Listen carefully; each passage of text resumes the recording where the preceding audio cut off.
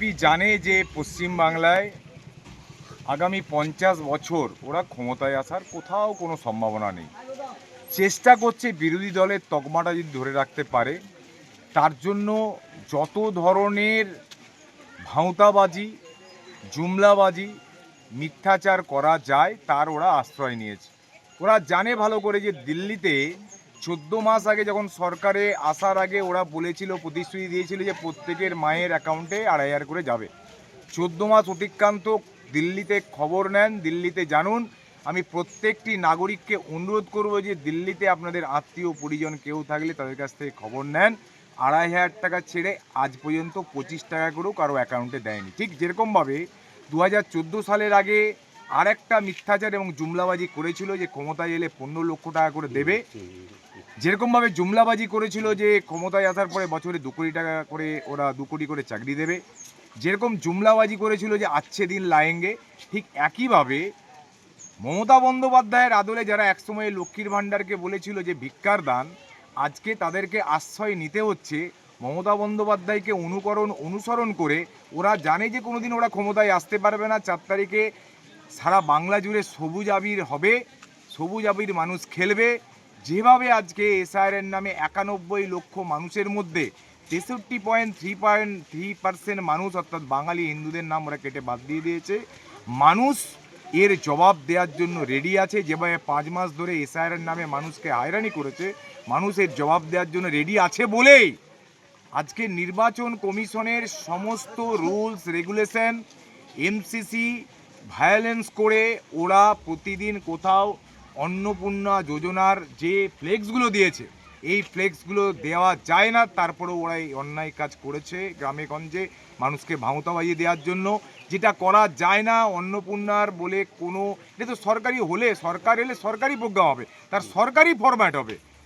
কালকে দেখলাম মেদিনীপুর শহরে 14 নম্বর ওয়ার্ডেতে ওয়ার্ড পার্টি অফিসে বসে বিজেপির নেতারা একটা ফর্ম দিচ্ছেন, যে ফর্মটা বিজেপির নেতাদের দেওয়ার এখতিয়ার নেই।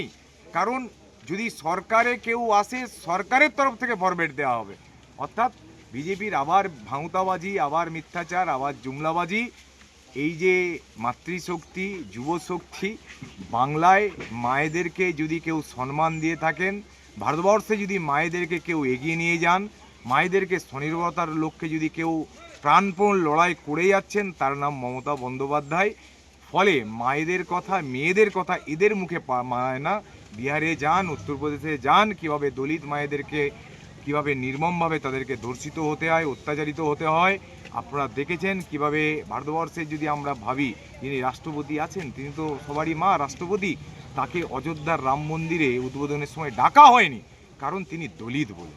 তো এদের মুখে মাতৃশক্তির কথা মানায় না।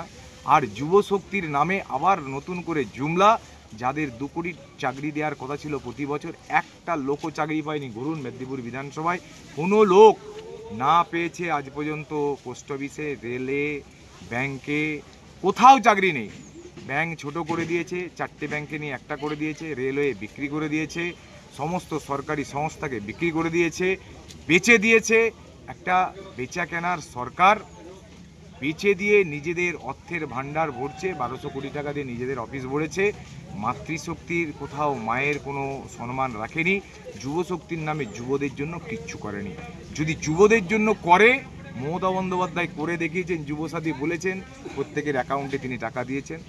মায়েদের কথা ভেবেছেন, অনেক স্কিম, তার মধ্যে লক্ষ্মীর ভাণ্ডারের স্কিম বাড়িয়েছেন এবং বাস্তবে সেটাকে রূপান্তরিত করে দেখিয়েছেন। এরা কেউ রূপান্তর করার কোনো ক্ষমতা এদের নেই।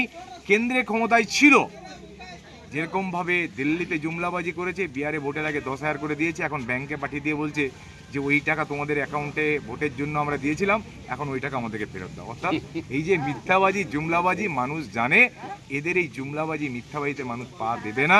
মানুষ একটাই সিদ্ধান্ত নিয়েছে, এদের অত্যাচার, বাঙালিকে যেভাবে অসম্মান, এর বিরুদ্ধে মানুষ 23 এপ্রিল মেদিনীপুরেও ভোট দেবে এবং এদের এই জুমলাবাজি, মিথ্যাবাজির জবাব দেবে।